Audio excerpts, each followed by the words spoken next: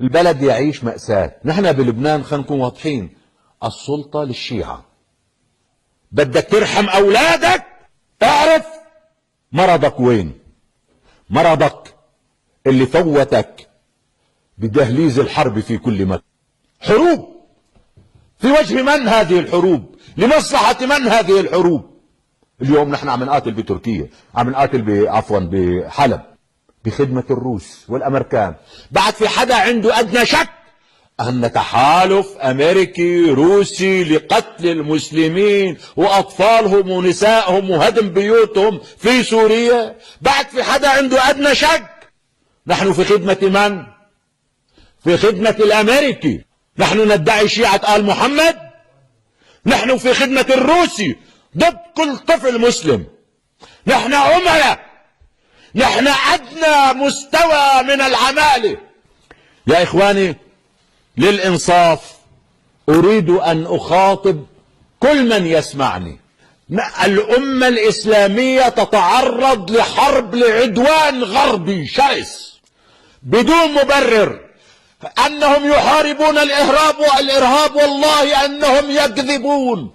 هم صنعوا هذا الإرهاب فقط ليحاربون باسمه. هم صنعوا هذا الإرهاب لينهبوا بلادنا باسمه، ليقتلوا أطفالنا باسمه.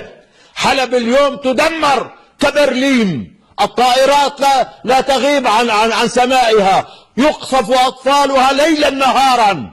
الطيران الأمريكي والطيران الروسي متحالفان على أطفال المسلمين. هذه الحقيقة.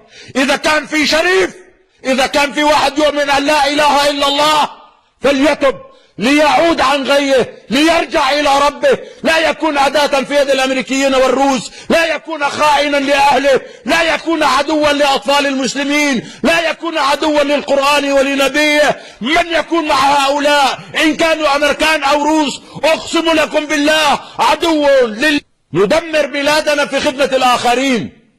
ليش الأمريكي والروسي بده يدمرونا؟ ليش؟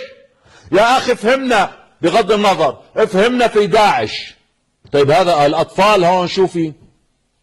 طيب إذا كانت هاي الدول عن صحيح عم تفكر، المفترض تحل المشكلة. ما عم تقولوا ديمقراطية، طيب وقفوا العالم عن بعضها، قولوا ممنوع القتال واعطوه فرصة واعملوا انتخابات، واللي بيجي رئيس أهلا وسهلا، خلي الشعب يقرر. ليش ممنوع؟ بدكن حاكم قد الصباط تبعكم. بدكن حاكم مثل حاكم بغداد، حرامي يمزق يقتل ينهب ويعطيكم وانتم عايشين. ما بدكم حكام لإلنا هيك. ولهذا حاكم مثل أردوغان تعملوا عليه انقلاب. في كلام شعبي منتشر جدا انه كانوا مجهزين طيارات فيها دولارات بالمليارات وفيها ايضا سبائك ذهبية، على اساس اذا كمشوه او قتلوه لاردوغان ويجي يقولوا كاين هربين وكمشنيه ليكو سرق البلد وفيلل. قام هو شيلهم واخذهم على خزنة الدولة. هلا المصاري منين جايه؟ بعضهم عم يشير الى بعض الدول العربية. ما بدهم حكام اشراف.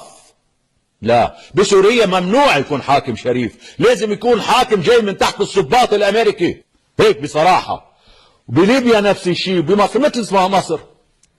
بدك تركض لعند الروسي تصير خادم لإله، بدك تركض لعند الامريكي تصير خادم لإله، ثم بالتالي كلكم تتآمروا على الرجل وبتدكوه بالحبس، قالوا صار مجرم، بتجيبوا ضابط اسرائيلي 100% ليحكم مصر، تنبسطوا كلكم. هلا ما حدا يقول لي لا نحن كنا ضد مرسي. كنتوا ضد مرسي وكنتوا شركاء في الانقلاب عليه وطبلتوا وفرحتوا كتير وقت اللي دكوه بالحبس، وهلا كنتوا فرحانين ولو لو اردوغان كان راح على الحبس او على الموت او على المقبره.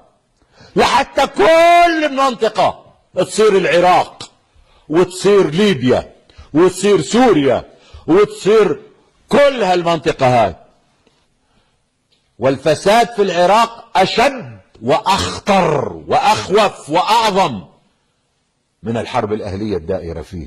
وبالمناسبة أن يعني التيار الديني الشيعي حاكم، عمايم، جبهات محروقة من كثرة السجود.